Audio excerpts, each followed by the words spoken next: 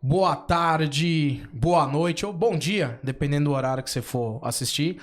Está no ar o programa Logos, um podcast para debater ideias. E no programa de hoje, nós vamos estar falando um tema para lá de especial. O Paulo que os teólogos não te contaram, né? Ou o Paulo que você não conhece. Vamos estar falando então de apóstolo Paulo. Meu nome é Wagner Pedro e sou o apresentador e intermediador desse podcast. E hoje eu tenho dois convidados para lá de especial. Vou estar apresentando. Aqui de preto tá o nosso reverendíssimo Carlos Roberto. Ele é teólogo, historiador, né? E também pesquisador, né? Um devorador de livros, de literatura. Uma pessoa aí que a gente conhece de longa data. E aqui, à direita, tá também o meu amigo Tarciso. Ele é filósofo, teólogo, historiador e acabou também de concluir o mestrado em teologia sobre Paulo, importante frisar, né, na faculdade Jonatas Edwards. E eles vão estar me auxiliando nesse bate-papo e não vai ter pergunta água com açúcar não, é só perguntas interessantíssimas. E eu já quero passar a palavra primeiro pro pastor Carlos fazer uma introdução, uma apresentação, na sequência o Tarciso, pastor Tarciso, e aí depois vamos dar início com as perguntas. Pastor Carlos, a palavra está contigo. Bom dia, boa tarde ou boa noite para quem estiver assistindo. Que Deus os abençoe. É sempre gratificante participar com um ilustre amigo, meu irmão em Cristo Wagner. Conheço ele há poucos dias, mas vale a pena sempre estar do lado dele, que é muito enriquecedor. Falar sobre Paulo vai ser gratificante, porque é um assunto que sempre empolga, né? Isso aí, Tarciso, sua introdução. Bom dia, boa tarde, boa noite. Tudo bom? Estamos participando desse programa, né? Já não é um programa já de antigo do nosso irmão Wagner, né? E debater um tema que para mim, né, como foi falado, né, fiz a defesa, acho que tem praticamente um mês. Paulo, né? Paulo é o divisor de águas, Paulo é o maior escritor da Bíblia. Paulo, você vai entender e compreender que ele conseguiu, diante do que ele saiu, né, do farisaísmo para um cristianismo, fazer a diferença como cristão, como uma pessoa devotada a Cristo.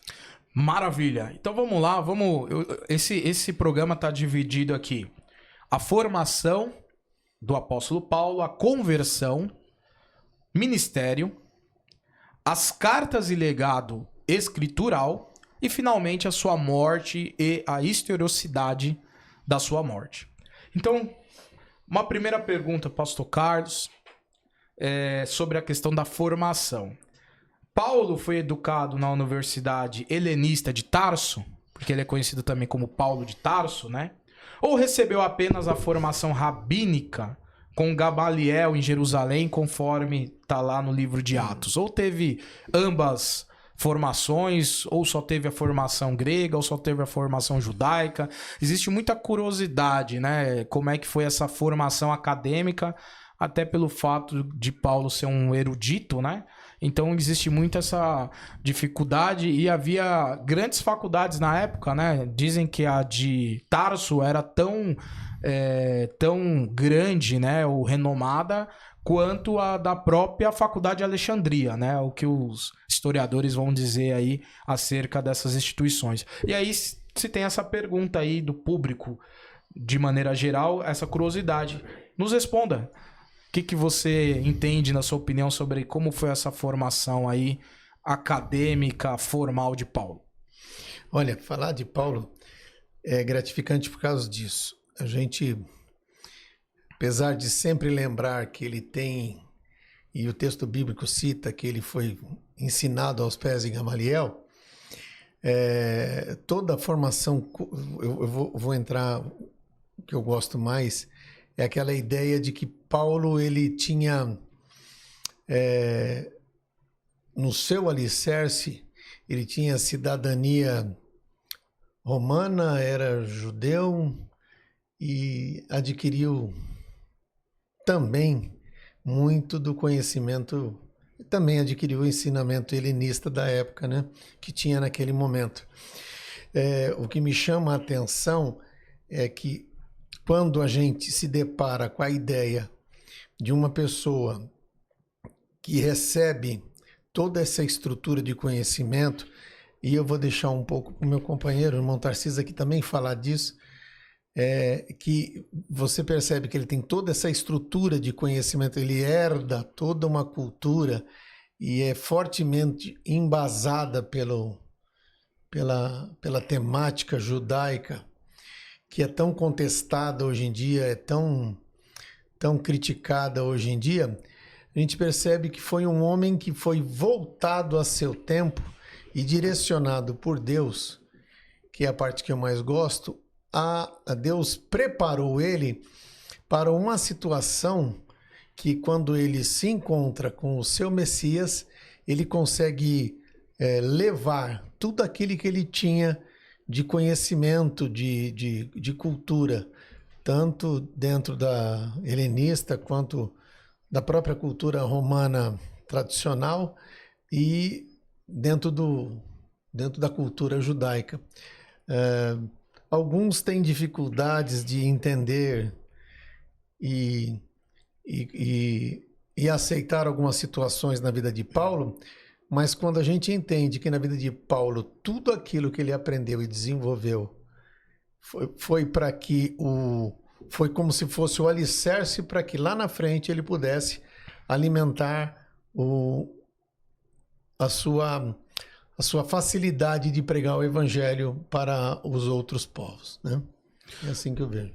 Muito bem. Tarcísio, acrescenta um pouco nessa pergunta aí. Eu sei que você trouxe aí um dossiê aí Já também. Deixei um pouco para ele de propósito. Não, o pastor foi feliz nas observações, porque Paulo, como eu falei anteriormente, né, ele é o divisor de águas, né? Só que quando a gente analisa Paulo, né, a gente como cristão, só vê a figura ali de uma pessoa que saiu do farisaísmo e entra no cristianismo, né? Só que dentro disso, voltado, a gente tem que entender que Paulo, ele fazia parte, era um judeu da diáspora, né? Uhum. Ou seja, eram judeus que cresceram em cidades, Tarso é na cidade da Cilícia, né? Uma cidade localizada, praticamente a terceira maior universidade existia ali. Então, de fato, ele vai ter essa influência, né? Tanto do estoicismo como da retórica, só que, como eu costumo dizer, né? Ele não deixou de fora a questão sua do judaísmo, né? Ele cresce aos pés de Gamaliel, ele vai ter toda essa influência, então ele é um homem de 2 ou até 3 mundos, né? Ele, como judeu, ele fala isso lá em Gálatas, né? Que ele cedia no judaísmo, né? No farisaísmo, né? Ele excedeu da sua idade, né? Como helenista, né? Ele, grego ali, ele lidou com a língua, né? O próprio grego koiné, que era a língua corriqueira daquele momento ali. Era como fosse o inglês hoje, né? Você conseguia falar nos 4 cantos ali do mundo até então.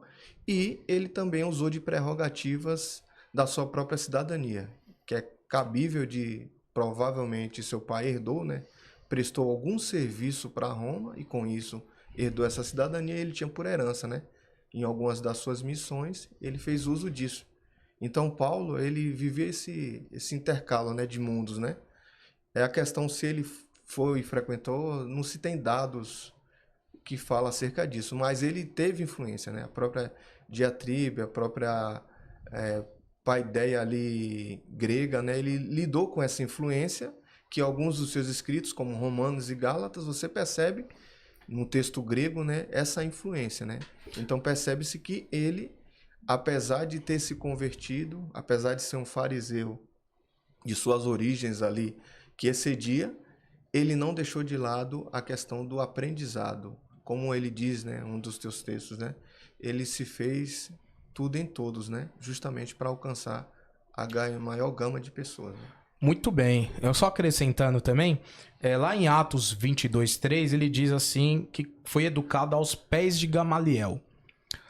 Eu não tenho problema de supor que Paulo estudou em Tarso por causa da influência grega dos filósofos que ele tinha, mas o que me surpreende é ele não mencionar isso. eu acredito que ele mencionaria. Então acho que a influência dele foi mais indireta do que direta. E aí eu até trouxe aqui, ainda que ele tivesse estudado em Tarso, acho que foi num segundo momento, porque o início da educação judaica era de pouca idade. Aí eu tenho uma informação aqui sobre os talmidins, muito interessante. Os meninos em Israel iniciavam seus estudos da Torá aos 6 anos de idade. Aos 10 anos, quando completavam o primeiro estágio, a escola primária, chamada de Beit Sefer, já tinham a Torá estudada. Apenas os alunos mais dedicados, né, que se destacavam, iam para a escola secundária, que era o Beit Talmud, e mergulhava no restante das escrituras e na tradição oral dos rabinos e suas muitas interpretações e aplicações da Torá. Entre 14 e 15 anos, somente os melhores dos melhores estavam estudando, geralmente aos pés de um rabino famoso e respeitado. Esses pouquíssimos meninos da elite intelectual de Israel eram chamados de Talmidim. Então, quer dizer, e ele cita em Atos 22:3 que estudou aos pés de Gamaliel, né? Eu acredito, aí na minha opinião, como era o costume da época, que ele seguiu esse caminho aqui inicial, né? Esse caminho, né, das escolas primárias, né? Beit Sefer, da escola secundária, Beit Talmud, e finalmente de ser pupilo de uma liderança aqui, no caso de Gamaliel. Se estudou em Tarso, né? O que a Bíblia não diz com clareza, eu não afirmo com certeza, né? Mas é interessante da gente confabular sobre esses assuntos. E agora uma pergunta para você, meu caro Tarciso. Essa é bem polêmica, né? Paulo, ele era casado, viúvo ou solteiro? Porque ele atendia os requisitos do Sinédrio? Essa é uma pergunta, né, que mesmo trazendo a resposta ainda não se tem total clareza, né? A partir disso, quando a gente depreende falar sobre se Paulo foi casado ou não, né? A gente tem como primeiro fundamento, né? 1 Coríntios 7:8, né? Que ele fala, né? Digo, porém, aos solteiros e às viúvas, que ele é bom se ficarem como eu, né? Então não se dá ao certo, a partir desse texto, se ele era solteiro ou se era viúvo, né? Tem-se uma corrente de estudo, né? Que geralmente a partir do texto bíblico, né, devido à sua dedicação, devido a ele não mencionar, né, que de fato ele era solteiro, né. Já outra, devido à questão da própria função do Sinédrio, né, a função do Sinédrio, exigia-se que para um jovem, né, apenas ter essas prerrogativas que fosse casado, e aí como ele não menciona em nenhum momento uma esposa, né? Provavelmente viúvo. Mas ao certo, não se tem certeza de fato. Mas a corrente mais cabível, né? Aceitável, é que ele era de fato solteiro. E as funções que ele exerceu no Sinédrio não eram funções de destaque, assim, que necessariamente exigiam ele a prerrogativa de ser casado. E a própria missão que ele se depreende, né? Do total, né? Tanto como fariseu, bem como cristão já em Cristo, né? A necessidade de estar solteiro foi fundamental para que ele se desenvolvesse. Basicamente seria... Muito bem. Pastor Carlos, quer acrescentar nessa pergunta alguma coisa? Sabe, eu tenho sempre um comentário que eu faço, que algumas pessoas sempre trazem lá Atos 23, acho que 16, acho que é 23, 16, que trata que um sobrinho se aproxima de Paulo e conversa com ele. Quando as pessoas trazem isso, tem de entender que a Bíblia, quando fala desse sobrinho, aproxima ele de ter uma família. Eu estou tentando lembrar o texto aqui de cor, que me fugiu da memória, estava com ele na cabeça ontem. E fala desse sobrinho. O fato dele ter um sobrinho não quer dizer que seja por causa dele ter tido uma esposa. Mas também pode ter sido do lado da família dele mesmo, né? E aqui eu corroboro com o companheiro que Paulo, por não fazer parte do alto escalão do Sinédrio, ele não tinha essa obrigação precípua de estar casado. O fato dele dizer que não seja como eu, solteiro, que seja como eu, solteiro ou viúvo, é que causou esse grande dilema dentro da igreja na época, porque algumas pessoas pensam assim, ou ele era solteiro ou ele era viúvo. Eu tenho uma ideia, livre, eu tenho né? uma ideia mais ou menos assim. Em direito, tem uma coisa que é chamado de nomeação ad hoc. Você é nomeado para um determinado ato. Então, mais ou menos assim. É muito comum, às vezes, no fórum, vai iniciar uma audiência e, por algum motivo, razão, circunstância de imprevisto, o defensor público não aparece. Aí o juiz, ele sai no corredor ali com autoridade de juiz, pega um advogado aleatoriamente que está ali para uma outra audiência e fala, ó, você está sendo nomeado para ser o defensor, servir como defensor público nessa audiência minha aqui, uma vez que o defensor não compareceu. Quer dizer, ele não é um defensor público, ele é um advogado privado, mas ele foi nomeado ad hoc para aquela função. Eu penso que o Sinédrio nomeou Paulo ad hoc, nomeou para aquela missão, com poderes do Sinédrio, inclusive, mas que ele não era do Sinédrio. Até porque, ó, para ser membro do Sinédrio, quais eram os requisitos? Ser casado, ter mais de 30 anos, boa reputação diante do povo e notável saber jurídico. Inclusive, nas palavras do doutrinador Russell Norman Champrin, ele vai dizer o seguinte: defende que talvez Paulo possa ter sido membro de algum grupo cuja autoridade fora delegada pelo Sinédrio, o que lhe autorizaria a votar em ocasiões especiais. Conclui ainda que se Paulo tivesse sido membro do Sinédrio, ele certamente teria declarado isso de forma mais clara nas suas cartas. Então, se ele ficou omisso nisso, é porque ele não era um membro ativo do Sinédrio. Bom, deixa eu só... Essa é a minha ideia sobre o assunto. Só ler Diga aí. O verso, porque eu estava com o verso na cabeça. Atos 23:16 diz: Mas o filho da irmã de Paulo, tendo ouvido a trama, entrou na fortaleza e de tudo avisou a Paulo. Né? Porque algumas pessoas dizem, mas ele tinha sobrinho, ele tinha família, tinha parentesco. Ele tinha. Paulo era uma pessoa normal, viveu uma vida normal aqui na Terra, como, né, até o seu chamado acontecer, né? Mas esse argumento, ele acaba sendo um pouco frágil, digamos assim, porque, por exemplo, o meu sobrinho é o filho da minha irmã, e não necessariamente quer dizer que eu sou casado. No caso, eu sou, mas poderia não ser. Né? Por muito tempo tinha sobrinho, porque o meu casamento é depois do nascimento do meu sobrinho. Por muito tempo eu tinha um sobrinho sem ser casado. Sim. Então, mas é uma linha de argumentos, né? É uma linha de argumentos. Eu já ouvi isso também, né? Por isso que vou pegar o gancho que você já tá falando, pastor Carlos. Essa pergunta é boa. Eu só vou pular uma aqui, a gente inverte, porque a outra eu preciso abrir o texto aqui, eu tô com o celular em mãos. Mas vamos lá. Se Paulo viveu na mesma época de Jesus, por que nunca mencionou como alguém que conheceu pessoalmente? É crível que ele nunca o tenha visto a Jesus, porque Jesus tinha uma grande fama. E eles eram contemporâneos, né? Conhecia, não conhecia? O que você acha sobre essa pergunta aí? Nos esclareça. Olha, pela própria idade do apóstolo Paulo, que era um pouco mais novo que Jesus, e os seus afazeres dentro do templo, quem estudava próximo de Gamaliel naquela época, não tinha muita liberdade de ficar perambulando por outras sinagogas, ouvindo, né, outras pessoas. Jesus, nesse período, ele andava muito por Jerusalém, andava muito pela cidade, andava muito pelo seu país, dificultando muito que isso acontecesse. Não conheço nenhum historiador, não li nenhum historiador que desse a entender que houvesse pelo menos certa proximidade deles nesse assunto, né?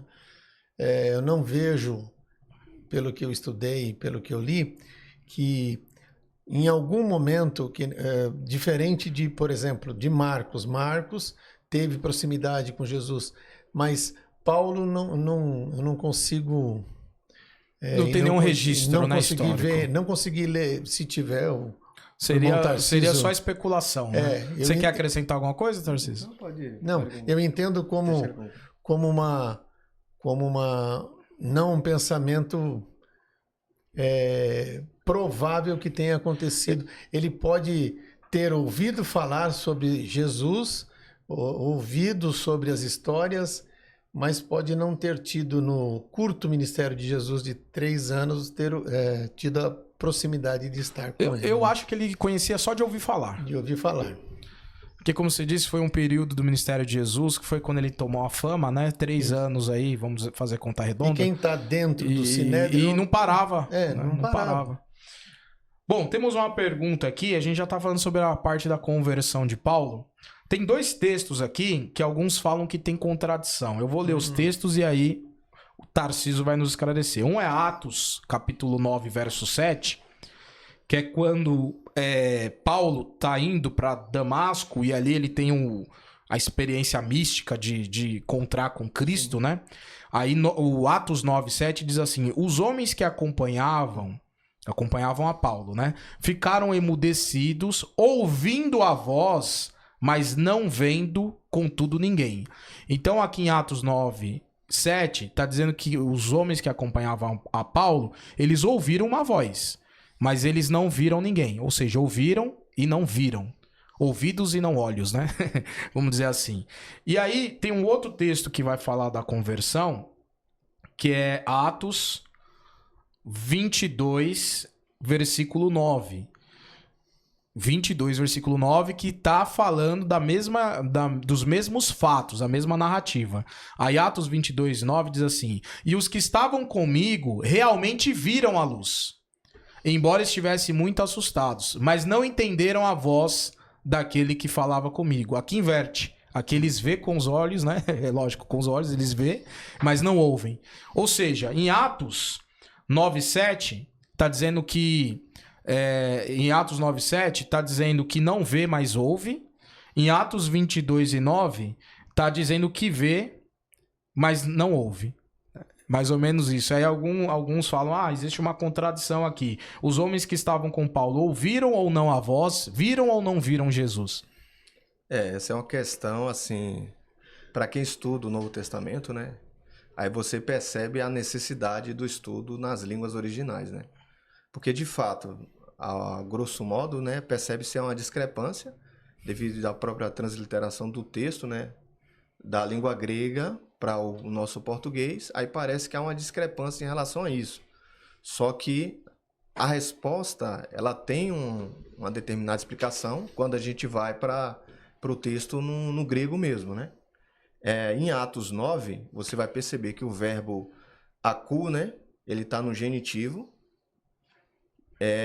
e ele vai integrar com outro, ele está acompanhando a palavra fones, né? Fones, transliterando fones, né? Que em português seria som, né? Isso. Uhum. Fones, né? O som, né? E aí dá a ideia de ouvir o som de uma voz, sem necessariamente compreender o conteúdo, né? Então ele está ouvindo, mas não está compreendendo nada. Seria basicamente, dentro do léxico, seria isso, né? Já no caso do 22, a mesmo acompanhado, só que em vez de estar no genitivo, né? Ele está no acusativo, que geralmente implica a compreensão do que foi dito. Portanto, segundo a análise linguística, né? Os homens ouviram o som, certo? Mas não discerniram a mensagem articulada dirigida a Paulo, ou seja, está um pouco atrelada essa questão, né? Ouvir, mas não está ligada ao entendimento, como se ouvisse um ruído, um barulho. Isso, um barulho. E também, né? O texto fala de ver luz, né? Eles não viram a Cristo, né? Só Paulo, né? E só para fundamentar, né? O nosso irmão Dr. James Dunn, né? Ele vai dizer, né? A aparente contradição, né? Se dissolve quando se conhece a questão do akú, né? Como genitivo frequentemente significava ouvir indistintamente, né? Enquanto que no acusativo, ouvir com entendimento. Então, basicamente, seria isso, né? Nos textos, no original, ele tem a ideia de... Basicamente, pode ser uma ideia de tradução mesmo. E, para concluir sobre essa percepção, né? Apesar dessa discrepância, né? A ênfase na narrativa está ligado mais à questão da revelação que Paulo tem ali, né? que ele tem uma experiência pessoal, mística ali, né? E com isso, a partir dessa experiência, há uma virada de chave, né? Na minha dissertação mesmo, né? Eu tento traçar um paralelo, né? Porque ao mesmo tempo que ele é vocacionado, né? Como você vai ver isso lá, ele escreve fazendo algumas citações de Jeremias, algumas citações do próprio Isaías, né? Que ele foi escolhido por Deus, né? Ele também passa por essa mudança de paradigma, né?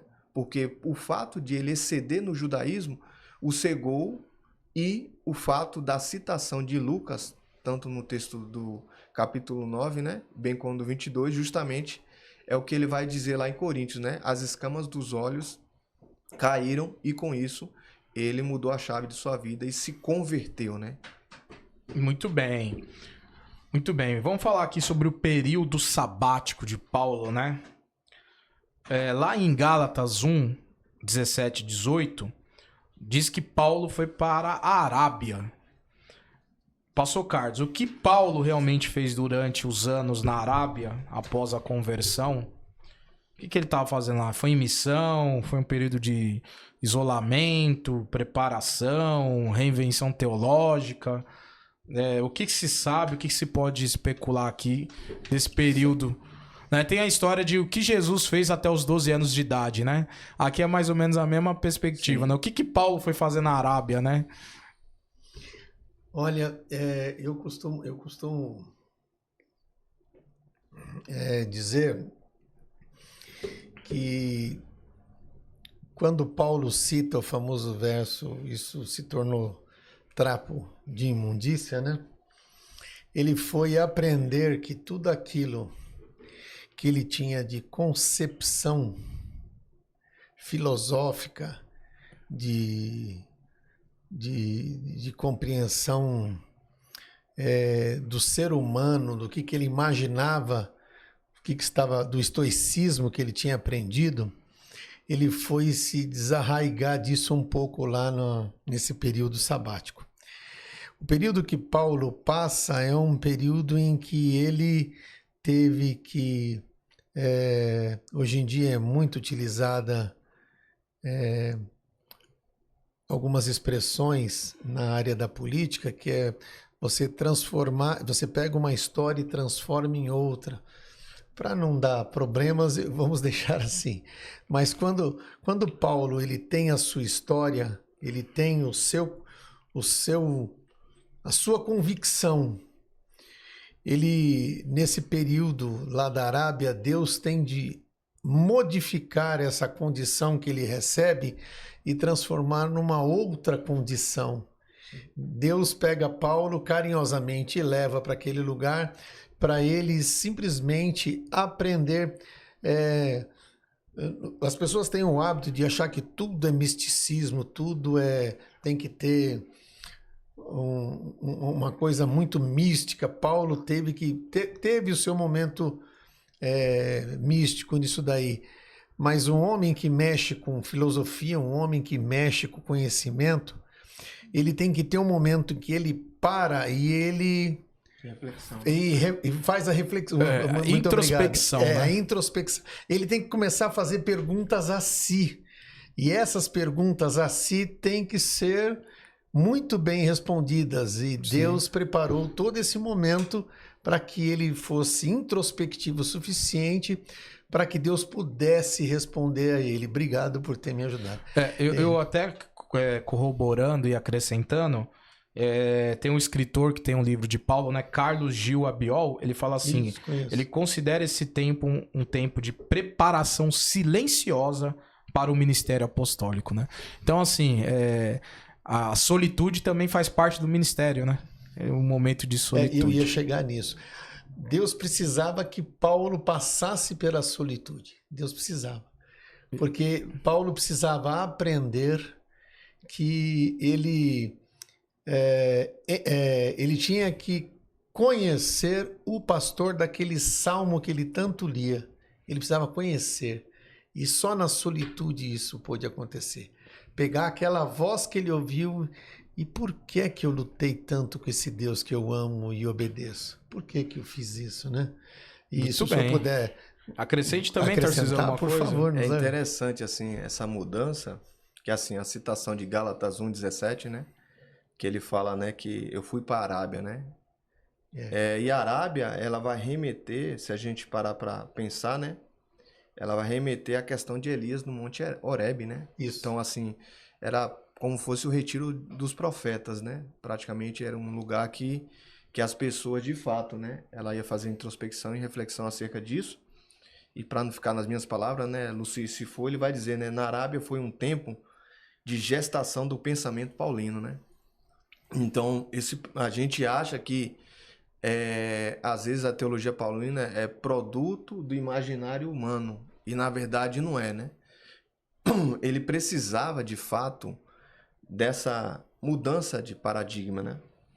E com isso ele conseguiu fazer a integração da tradição judaica com a nova realidade em Cristo, né?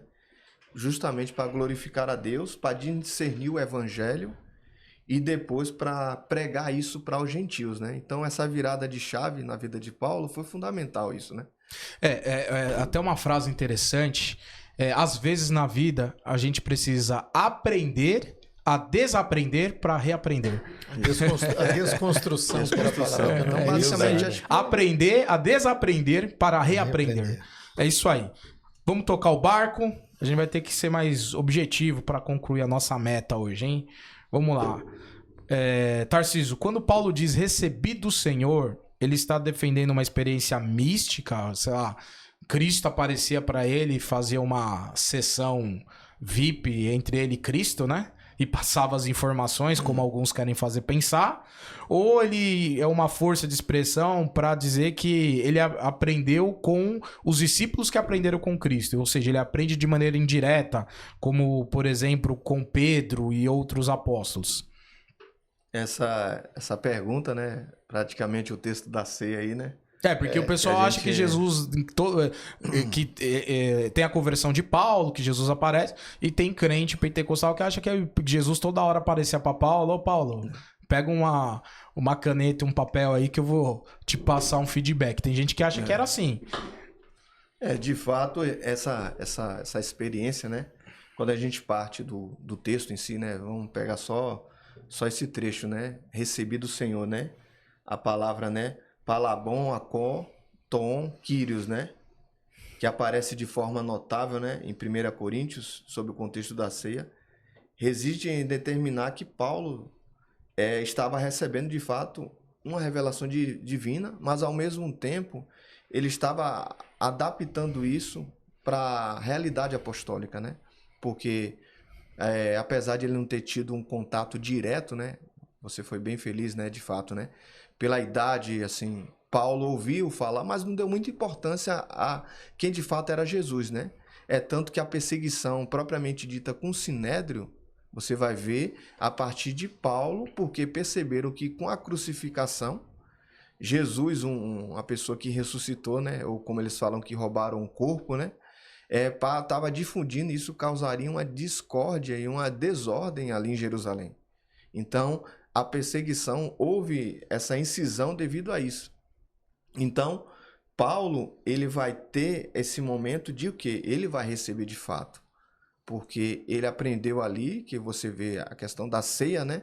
A questão da ceia tem a parte literal ali, mas tem a questão mística disso, né? Eu penso que ele, de fato, ele recebeu essa parte, um direcionamento para que alcançasse isso, não se esquecendo da sua herança, né? A ideia do êxodo lá, né? Mas então, ele aprende então por revelação mesmo. Isso, nesse caso, eu penso que sim. Tá certo. Vamos tocar o barco. Deixa eu só fazer uma coisa que eu acho interessante, é que toda vez que ele falou uma coisa que me chama sempre a atenção. Ele fala, porque eu recebi. Ele recebeu com tanta alegria que parece assim contraditório, mas não houve na mente dele em nenhum momento a ideia de recusar aquilo que ele estava recebendo. Ele não recusa aquilo que está sendo proposto a ele. Ele tinha total discernimento. Tinha total discernimento. Você chegou onde eu queria. Ali Total naquele momento já tinha uma conversão completa. Completa. Isso. Nesse momento, Não chegou foi onde para eu queria. agradar de gregos e troianos. Ali estava de fato. Estava, Cristo. a completude já Isso. estava acontecendo. Já estava a sinergia completa. Isso, sim. isso. Nada contra os irmãos calvinistas. Não estamos... Nada contra, por Nada favor. contra. Mas houve uma sinergia, né? Houve. Mas vamos lá. Pastor Carlos, essa é boa, hein? O terceiro céu que Paulo menciona, lá em 2 Coríntios, né? 12, do verso 2 ao 4, foi uma experiência que ele relata fora do corpo, mas ele não sabe ali declinar, né? Você entende que foi uma visão espiritual, literal, ou uma metáfora? O que você acha que é esse terceiro céu aí, essa experiência de Paulo? Bom, aqui vai falar um pouquinho mais do lado pentecostal, né? Eu hoje, pelo que a gente anda vendo e meditando e apreciando, a gente entende que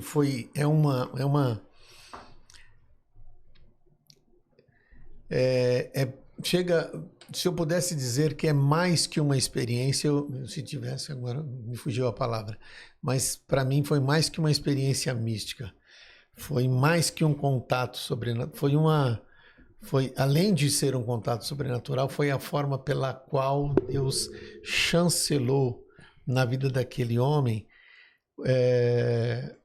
o resultado Deus chancelou o projeto que estaria sobre a vida dele. Olha, eu estou te trazendo a esta condição para que você possa entender que as coisas que você vê são firmes e inefáveis. São mais verdadeiras do que aquelas que você pode presenciar aí na Terra. E quando Paulo tem essa experiência, tem um lado, nem toda hora aquilo que nós falamos agora há pouco, não é toda hora que Paulo pegava o bilhete e eu vou no céu e volto. Não é igual a Nadir, né? Não só que a Nadir ela só vai pro inferno, né? A Nadir só vai pro inferno. Ela não tá tendo sorte. Ela não deu Ela não tá sorte. tendo O sorte. passaporte dela é para baixo. O anjo dela é manco, eu não sei o que acontece. Então, por eu entender que ali era uma necessidade de Deus falar para ele, olha, isso para a sua experiência e ampliar a convicção do seu chamado, do apostolado que eu estou entregando na tua mão, da grandeza da escrita que eu vou lhe proporcionar, você está tendo esse momento de experiência comigo aqui na parte Muito celestial. bem. E pegando no mesmo texto, mesmo gancho, que aqui a experiência está no segunda carta de Paulo aos Coríntios 12, do verso 2 ao 4. Mas aí do verso 7 ao verso 10 tem uma outra pergunta, essa eu vou direcionar ao Tarciso. O espinho na carne de Paulo era físico, psicológico ou espiritual? Essa pergunta aí. Essa é uma pergunta dá uma fácil. Tese aí, dá uma tese. Boa. Como diz, né? John Nash, né? Uma tese sem muitas conclusões, né? Mas assim, analisando, né? Analisando assim o texto, né? Se a gente parar para pensar, né? Ela vai caber em 3 universos essa resposta, né? Isso especulativamente, né? Não dá o próprio fato de Paulo não dar muitos detalhes sobre isso é que foi mais uma questão muito pessoal, né? Então, assim, quando ele pega esse trecho, né?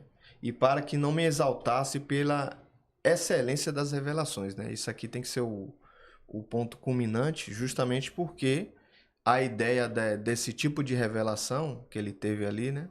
Era para que ele não se exaltasse, né? Então, dentro das hipóteses que são apresentadas, né? James Dunn ele vai dizer que pode ser fundamentada tanto questões ligadas a doenças físicas, né? Doenças, enfermidades, né? Vamos lá, ele chegou a pregar os Gálatas por conta de uma enfermidade. Olha que contraponto, né? Doenças psicológicas, né? O fato de ele estar isolado, momento de angústia, porque algumas doenças que hoje são classificadas dentro da psicologia, naquele tempo não existia. Então, nesse momento, pensa aí, você missionário lá, como ele escreve aos Filipenses, né? Eu sei tanto a ter abundância, bem como a passar necessidade. Então, gera algumas situações de a própria angústia na vida dele, né? Então, pode ter sofrido também doenças espirituais, né? Tanto a questão da oposição demoníaca, né? Bem como a questão da perseguição humana, né? Porque a gente fala assim, olhando de fora, né? Mas imagine só, você está pregando o evangelho, você chega ali, como está escrito lá em Atos, né? Lucas escrevendo, você depois de fazer uma benfeitoria para uma comunidade ali, você é preso. Não apenas isso, antes disso você é chicoteado até suas forças ir ao limite ali. Então, de certo modo, isso deve ter... Isso são variantes de resposta, né? Entendeu? E basicamente seria isso. Não há uma conclusão exata, o texto não vai apresentar disso, certo? E vai entrar dentro desses 3 viés. Ou vai ser uma questão psicológica, ou vai ser uma questão física, uma enfermidade, né, incurável, ou vai ser alguma coisa ligada à própria afronta do inimigo, né? Você vai ver que o tempo todo ele chega lá, expulsa o demônio de uma determinada pessoa, e aí com isso tem essa afronta, né, de perseguição, de prisão, e as questões das perseguições humanas. Mas não se tem uma conclusão exata qual delas seria a mais clara. Muito sobre bem. o assunto, né? Essa pergunta, né? O que era o espinho na carne de Paulo, né?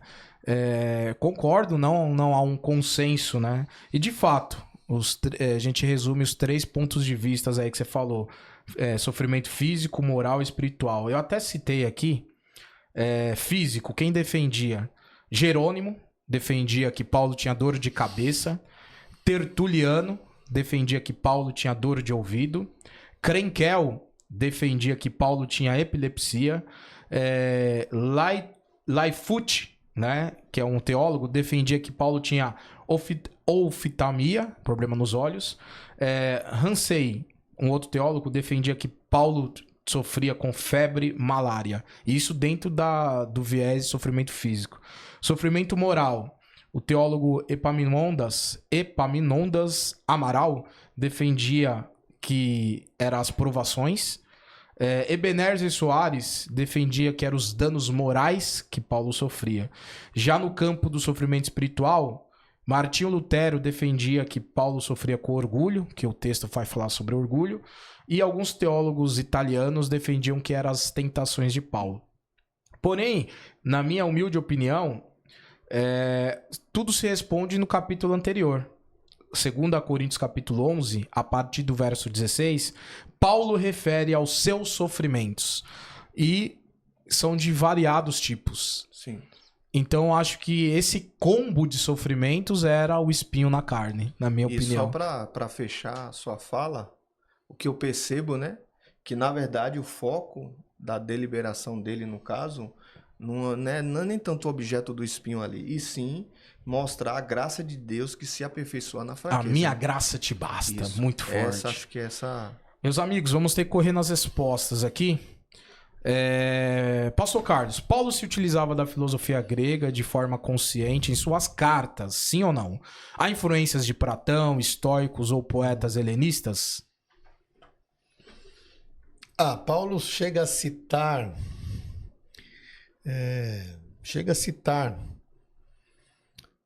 livros e chega a fazer citação,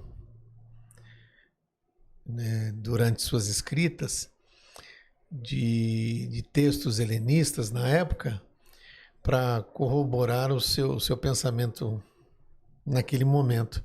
Então dizer que ele não sofre, que ele também não transpassou a ideia que ele teve da Grécia, não é verdade. Ele recebeu e usou essa ideia greco-romana na época para também... Por quê? Porque a cultura na época era essa.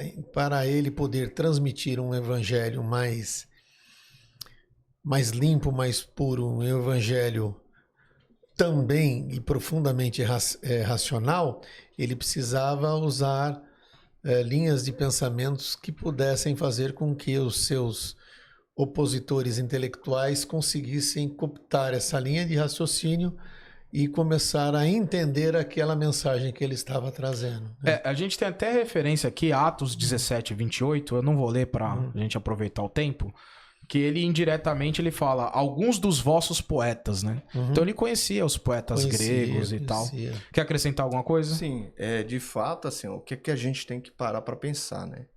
Paulo, ele não está ali uma pessoa que está sistematizando a filosofia para a teologia. Na verdade, não é isso. Ele teve a influência. O que é influência?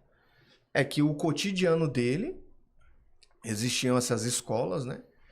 E com isso essa influência chega, não de fato. Ele, por ser um judeu da diáspora, Tasso, existia lá a influência, a cultura, o próprio, como é que ele lidava com o dialeto, tudo. Então, essa influência vai se perceber, mas quando ele cita Atos 17, 28, né, ele faz uma citação de Epimênides, né, que é porque nele vivemos, nos movemos e existimos, pois deles também somos geração, né, no discurso do Areópago, né.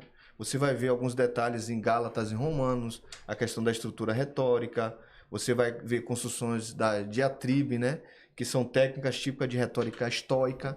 Então, esses detalhes, ele não está enveredado dentro da cultura helênica, e sim, ele está sendo influenciado. Mas isso, como ressalta, né, James Dunn, né, isso a serviço do Evangelho. Isso a serviço do Evangelho.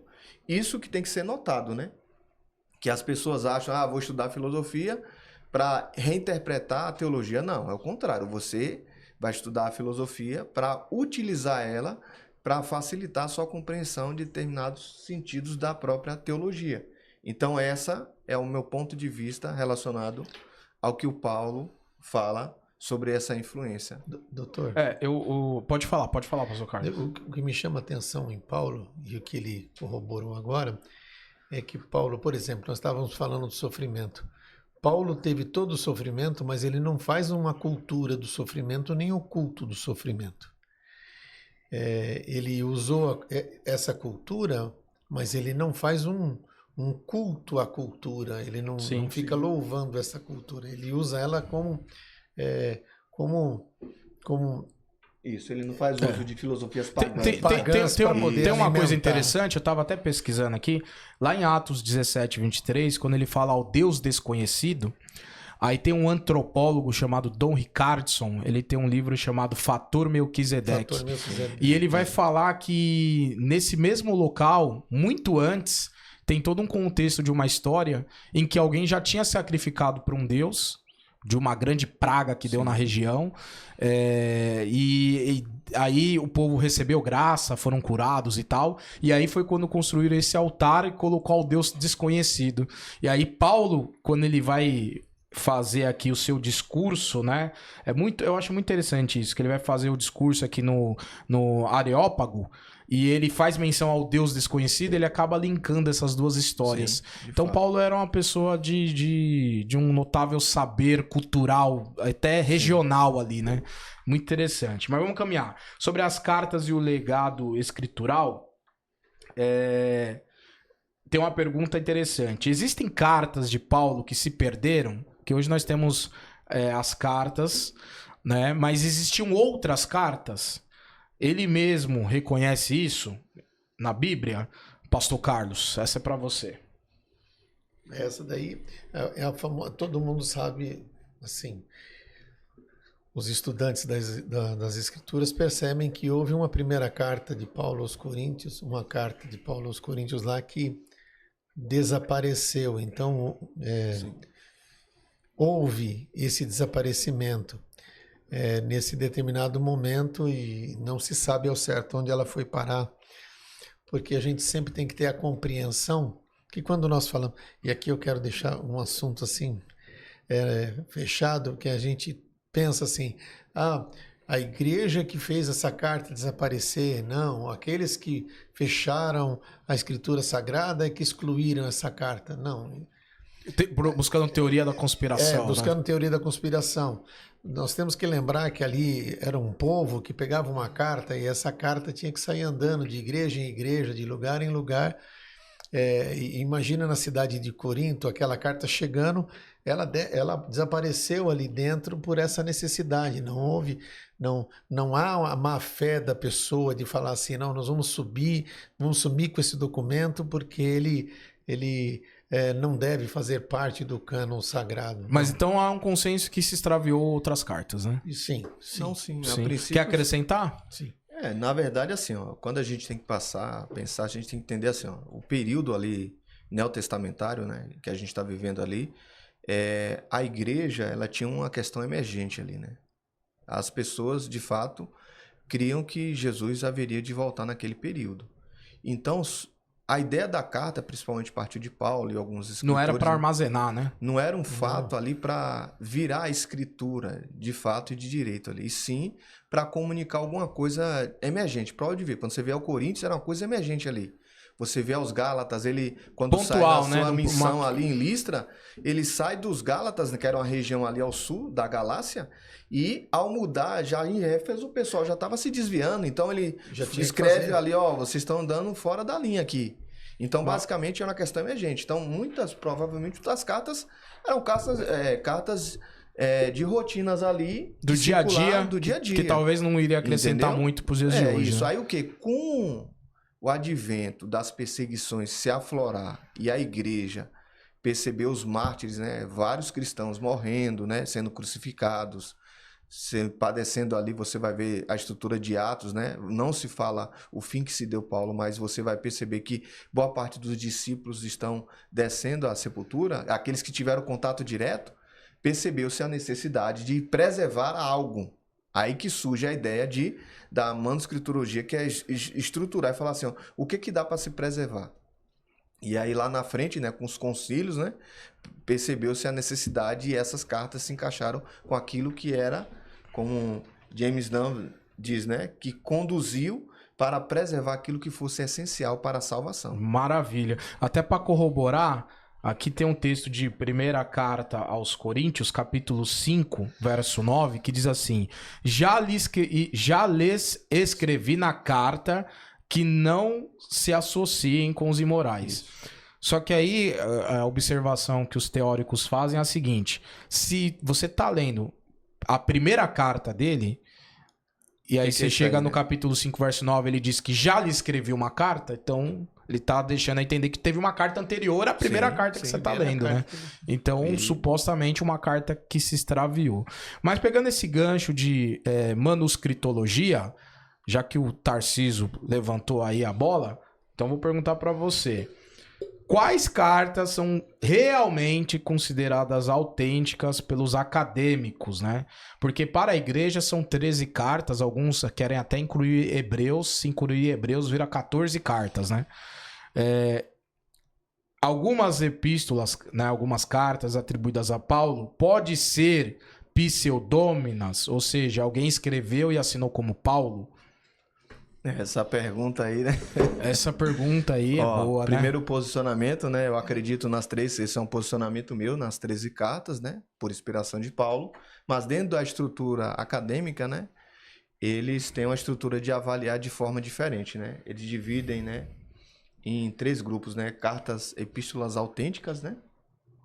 Quais seriam as autênticas? Autênticas seria Romanos. 1º e 2º Coríntios, né? Gálatas. Certo. Filipenses, Tessalonicenses, 1 Tessalonicenses e Filemon. Essas são consideradas essas daí Isso. É validada pela academia. Isso, para academia. Aí assim, então ficou de fora aí? Isso. Aí então existem as epístolas debatidas, né? Que é 2 Tessalonicenses, né? Colossenses e Efésios. A autenticidade. Debatidas que divide as opiniões. Tá? E tem as que a academia fala, não, essas não são deles. Aí eles falam com as mais controversas, né? Que vão relacionar... Pelo que sobrou aqui Tito e Timóteo, né? Isso, basicamente seria essa isso. academia fala, não foi ele que escreveu. Entendi. Basicamente, aí eles vão estudar vocábulos, é outra estrutura, isso é para um quem nível fala acadêmico, muito sobre isso é Bart Ehrman, né? Isso aí a partir do movimento ali, né? Da década de 20, né? Com a escola lá da Alemanha, né? Que começou-se a fazer essa análise, né? Então, se o cara quer pregar na igreja uma carta de Paulo mesmo, fica a dica. Romanos, 1ª e 2ª Coríntios, Gálatas, Filipenses, 1ª Tessalonicenses e Filemão. As outras ficou meio na dúvida, então, né? Muito bom, muito bom. Pastor Carlos, mas você quer falando, acrescentar? Mas você falando assim, Não quer dizer que as que não foram escritas por Paulo não sejam inspiradas. Isso, não quer dizer que não assim, seja isso, inspirada. Muito O pelo que eles falam é assim, provavelmente foi escrito por seus discípulos, pessoas Sim, que caminharam não quer com dizer que não Paulo. tem inspiração. Só não foi Isso. Paulo. Que Deus também não é obrigado a trabalhar só com Paulo, né? Porque também a gente tem que lembrar que quem olha a prisão marmentina lá, vai saber que aquele lugar não era um lugar que tinha... existia muito amanuenses, né? Isso. A gente usa muito o termo escriba, né? Mas eram os Eram amanuenses. os amanuenses da época. Então, às vezes o cara tinha os que apoiavam Paulo, como Tércio, né? E entre outros. Mas vamos lá. Uma última pergunta aqui, Pastor Carlos. Aí você responde a pergunta e já faz suas considerações finais, que o nosso tempo esgotou. A pergunta é sobre a morte de Paulo e a sua historicidade. O que se sabe sobre a morte de Paulo? Há evidências históricas concretas ou só tradição cristã e especulação da igreja? O que nós temos aí sobre a morte de Paulo? Olha, sobre como Paulo foi morto, Isso. historicamente, não se tem não se tem documentos sobre isso, a forma exata de como aconteceu aquele negócio todo, né? Nós temos muito da tradição que vem da igreja, dos pais da igreja do começo do século, Clemente, né? de Roma, né? Isso, eu ia citar ele, Clemente de Roma, que é o que cita categoricamente, ele foi assim, que ele morreu e etc, e narra a morte e tudo mais. Outro sim, eu agradeço a oportunidade ao amado irmão Wagner, ao Tarcísio, aprendi muito com ele aqui hoje, né? Deixa seus contatos para convites, palestras, ou pelo menos a rede social, né? A rede social é Carlos Roberto Pastor, @hotmail, tá lá o meu Instagram. Contatos aí para palestras. Só fechando essa pergunta, eu recomendo também a História Eclesiástica de Eusébio de Cesareia, né? E lá ele vai falar que Paulo ele foi decapitado em Roma, né? Mas tudo fonte de tradição cristã, né? Tarcísio, deixe suas considerações finais, seus contatos. Fala o tema da sua dissertação, quem quiser te convidar para dar continuidade a esse assunto sobre Paulo. Quero primeiramente agradecer ao nosso irmão Wagner, amigo de longas datas, né? Ao pastor. Foi um prazer estar ao lado de vocês, falando de um assunto que é muito importante, né? Estudo de Paulo a gente começa, mas nunca termina, né? Assim como os das Escrituras, né? E sobre o tema, né? A minha defesa foi sobre o apóstolo Paulo, né? E o avanço do cristianismo entre os povos gentios, né? Eu estabeleci, né, a dissertação em 3 tópicos, né? Sobre Paulo, como ele se tornou de um fariseu a um apóstolo. O segundo momento, né? A gente vai trabalhar sobre das raízes judaicas à questão missiológica, como ele se torna. E o terceiro, a gente faz uma análise de caso, né? A partir de alguns textos de Romanos, Gálatas, para defender como é que ele se tornou apóstolo dos gentios e Atos também, justamente. Quem quiser convidar, me coloco à disposição. É um tema que, como foi um dos debatedores ali, né, da banca, ele falou que dá para ser explorado ainda muita coisa sobre Paulo, sobre a questão da missiologia de Paulo, e é algo que sempre me chamou a atenção, né? Paulo, desde o primeiro contato que eu tive, foi Atos dos Apóstolos, até o dia de hoje, no Evangelho, eu sempre gostei tanto dele, das Escrituras, e se dizia algo relacionado a ele. Então, quem quiser entrar em contato, Tarcísio Corrêa, né? Vai estar no Instagram, né? Pode me convidar, com total prazer irei atender aos pedidos aí.